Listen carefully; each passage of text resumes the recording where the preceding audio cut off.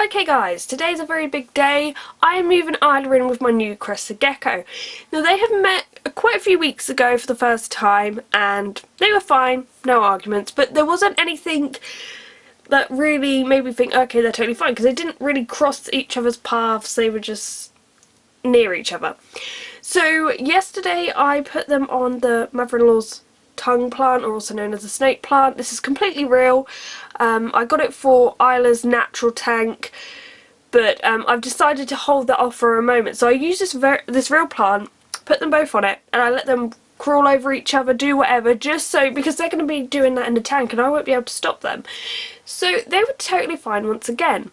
So what I've decided to do is obviously use this tank because this is the biggest out of the two. This is 60 by 60 by 45 centimetres, and what I'm going to do is disinfect everything, rearrange everything, and then put both Isla and my new Crested Gecko in here.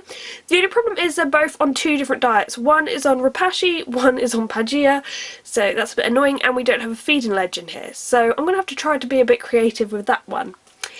I'm happy to say that my new Crested Gecko is nearly the same size as Isla now. She's doing really well with her weight gain, and I know I keep calling her my new Crested Gecko, but I have had her for like 6 weeks, I just don't have a name for her.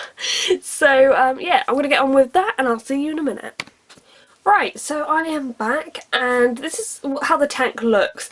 Now, once you've had a naturalistic tank, having a fake tank is really annoying and looks really, really fake. So, it's not my favourite thing, but I've kept it nice and simple with lots of different hides and lots of different things to climb up. So hopefully they'll get on. Now, because this was originally my new Crested Gecko's tank, I'm going to introduce Isla first. So even though I've disinfected everything and nothing should smell like my new Crested Gecko, I'm just going to let Isla in first. Right, so here we go. Some of these plants, pretty much actually all of them, used to be Isla's anyway, so she knows what they're like. One thing I will say is where they're both on two different diets, I was going to just put in the feeding canopy from Isla's tank, and I got it down, and it's gone so disgusting. Like, I really would not recommend the Exoterra canopy feeder thing, because not only did this thing fall down, because it's only self-adhesive, it's not even magnetic, so it fell down once. Fortunately, Isla wasn't underneath it, otherwise she would have definitely been crushed because it's quite heavy. But also it goes skanky, it can't properly hold a food bowl or anything, it's just ugh.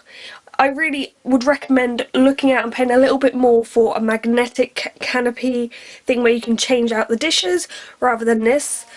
It's disgusting. You can see the mould and everything, and that's just, you know, you get like a little bit of food up there and you don't even notice, like a little bit's gone on here and then it just goes mouldy really quickly, and some of this is just from being damp. It's just disgusting. So yeah, I'm really not a fan. I've had to like put Velcro here because, as I said, the self-adhesive thing just wore off and just broke, so that's really bad as well. Now I'm going to introduce my other Crested Gecko. Now, annoyingly, there isn't loads and loads of information out there about introducing two Crested Geckos. I mean, if you look up about introducing leopard geckos, there's quite a lot. Crested Geckos, mainly it talks about when you're going to breed them, but it is very hard to see two females introduced, especially as a video. I'm not even sure if there is one, so this may be the first on YouTube. But this is just my experience, this is just what I'm doing, but I'm going to keep a very close eye on these two, certainly for the first week. If it does go well, if they seem to be getting on really, really well, then we'll put them in a more permanent, naturalistic tank. But for now, thank you very much for watching. I hope this has helped, and goodbye.